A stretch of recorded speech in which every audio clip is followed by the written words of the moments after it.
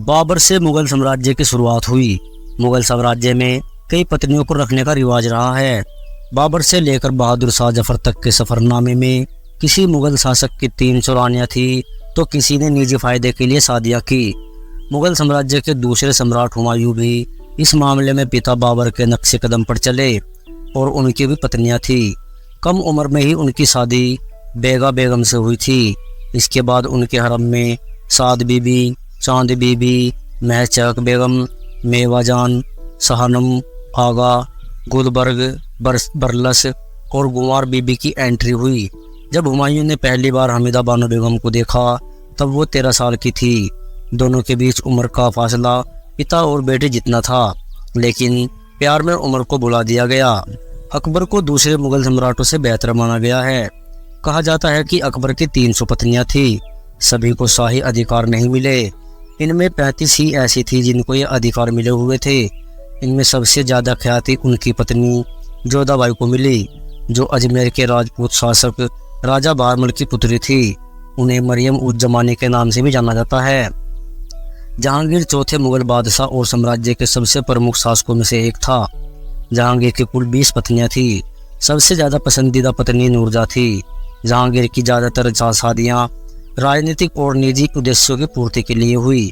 1585 में जब जहांगीर केवल 16 साल के थे तब उनकी सगाई आमेर की राजपूत राजकुमारी मानबाई से हुई थी। जहांगीर ने मानबाई का नाम बदलकर शाह बेगम शाही महिला कर दिया। जहांगीर ने अपने पहले विवाह के तुरंत बाद कई महिलाओं से निकाह किया। उदय सिंह की बेटी जगत गोसाई की शादी 26 जून 1586 को जहांगीर से हुई थी। उनकी शादी के तुरंत बाद जगत गोसाई, जो अपनी सुंदरता, बुद्धि, बहादुरी और हास्य के लिए प्रसिद्ध थी, जहांगीर की पसंदीदा पत्नी बन गई। शाहजहां मुगल साम्राज्य के सबसे सफल सम्राटों में से एक था। वह 5वां मुगल शासक था।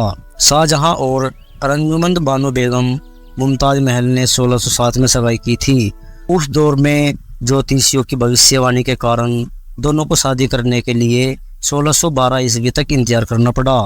मुमताज से उनकी शादी में 5 साल की देरी हुई। 1612 तक मुमताज से अपनी शादी स्थगित करने के निर्देश के बाद उन्होंने अपनी पहली शादी एक फारसी राजकुमारी कंधारी बेगम से की। शाहजहां ने 2 और महिलाओं अकबराबादी महल इज़ उन नीसा बेगम और मोती बेगम से शादी भी की, लेकिन कहा जाता है कि ऐसा राजनीतिक कारणों से किया गया था।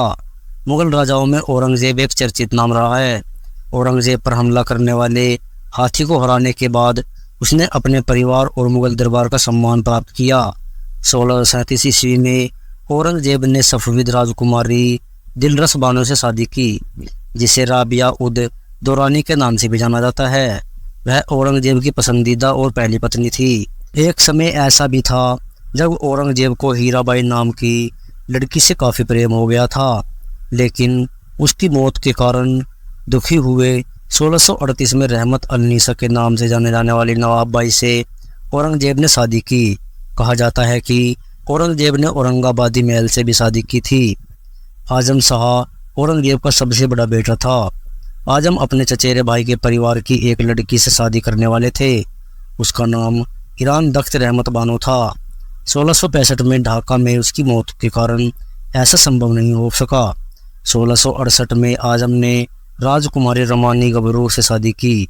शादी के बाद उनका नया नाम रहमत बानो रखा गया। यह शादी एक राजनीतिक समझौते के तहत हुई थी।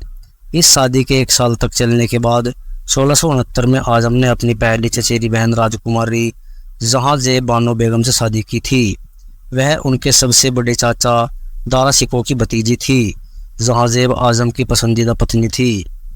जहांदार शाह 9वां मुगल सम्राट था, जिसने 1712 से 1713 के बीच मात्र 1 साल के लिए शासन किया था।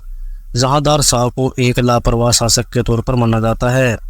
उसका दरबार नृत्य और मनोरंजन के लिए जाना गया। मिर्जा मुकर्रम खान सफवी की बेटी जहांदार शाह की उसकी पहली बीवी थी। पहली पत्नी की मौत के बाद जहांदार ने अपनी भतीजी सैयद उन्नीसा बेगम से निकाह किया। मिर्जा नासिर उद्दीन मोहम्मद शाह 13वें मुगल बादशाह थे। मोहम्मद शाह की 4 पत्नियां थी। पहली पत्नी चचेरी बहन राजकुमारी बादशाह बेगम थी। उन्हें मलिका उस जमानी उम्र की रानी की उपाधि दी गई। वह मोहम्मद शाह की सबसे प्रभावशाली पत्नी रही। उनकी मौत के बाद मोहम्मद शाह ने साहिबा महल से शादी की। मोहम्मद शाह की तीसरी पत्नी एक नृत्यांगना उदम बाई थी। तस्वीर में उदम बाई की नजर आ रही है।